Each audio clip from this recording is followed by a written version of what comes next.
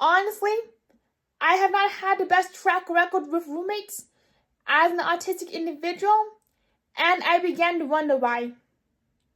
So, for those who know the story, I have been through at least 9 different roommates within the last 5 years. And yes, I realize that I have not been the best roommate I could be in terms of emotionally and mentally. There has been times where I completely shapeshift and I turn into somebody else, just mostly out of habit, due to the many years where I tried masking in middle school and high school to avoid the ruthless, the relentless mistreatment. Unfortunately, masking did not work back then, just because I couldn't really fake any interest or come across as genuine when I tried being like, oh my gosh, I love 21 Pilots. Oh my gosh, do you know about the song Princess in Once Upon a Time? Something about that presentation immediately came off as superficial, which only further isolated me. So, I found that masking did not work in middle school, high school, and it's not working in adulthood either. In one instance, I will not go into specifics, but I was in a roommate situation where somebody had a really strong passion towards, like, let's make something up towards like Christmas trees, and I was like, oh my gosh, yes, I love Christmas trees. And inside, I was completely seeking social validation, and I was trying not to rock the boat, given that I was living with somebody, likely a complete stranger, or somebody who I have not known much of besides the online world. Here I am trying to be the best roommate, but yet I've completely shapeshifted into somebody so different, so unrecognizable, that I barely recognize myself.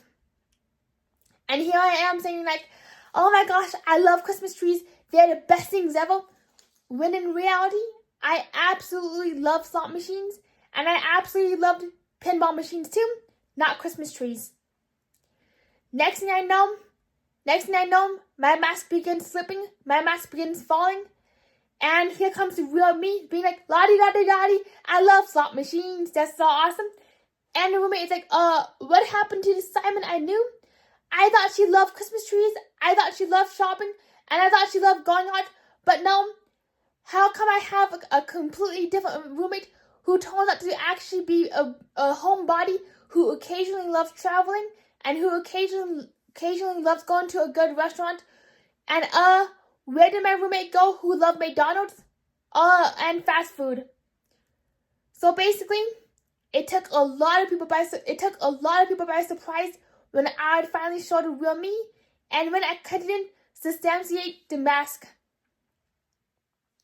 Another instance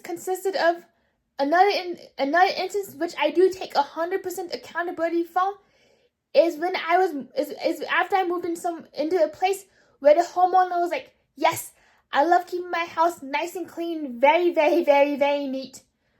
However, at the time I was completely opposite. I loved having my belongings, and I still do. I love having my belongings on display. This way I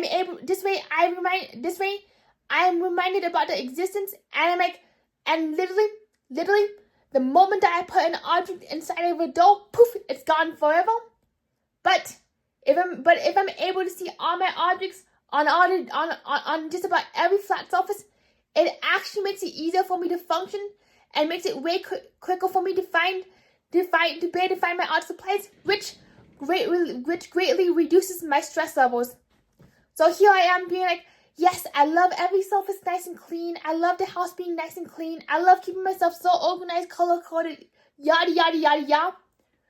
But then suddenly, one day, the homeowner walks into my room and sees that my room in their eyes is completely trashed, but yet, in my eyes, is completely organized.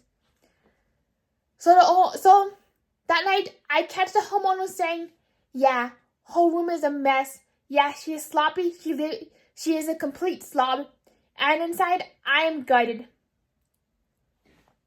So basically, What I have learned about myself when it comes to roommate situations is that I must be upfront and honest about who I really am rather than trying to put on a persona for the other person's comfort.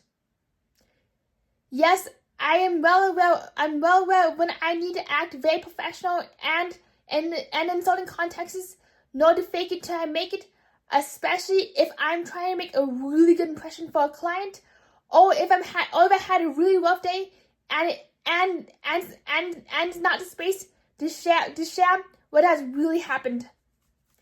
However, when it comes to people who I'm living with, I am finding that I must be incredibly honest about the fact that I keep my room a little messy, that I sometimes don't make my bed, and sometimes I'm very slow to do laundry, which means I might need some reminding every few weeks.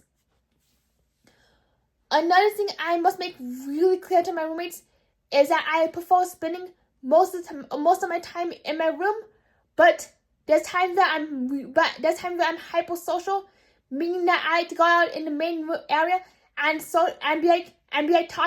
be talking away while doing my artwork. I also find that, and additionally, I find it way easier just to be able to be in situations where I'm able to dress the way I want, as long as it's appropriate, and that I'm able to eat whenever I need to eat, rather than trying to match somebody else's schedule, which has created a lot of conflict for both me and former roommates. So the biggest thing for me, for me, I personally find that honesty is the biggest component for having a successful relationship as an autistic individual. And with that being said, thank you so much for watching, and I will see you in the next videos.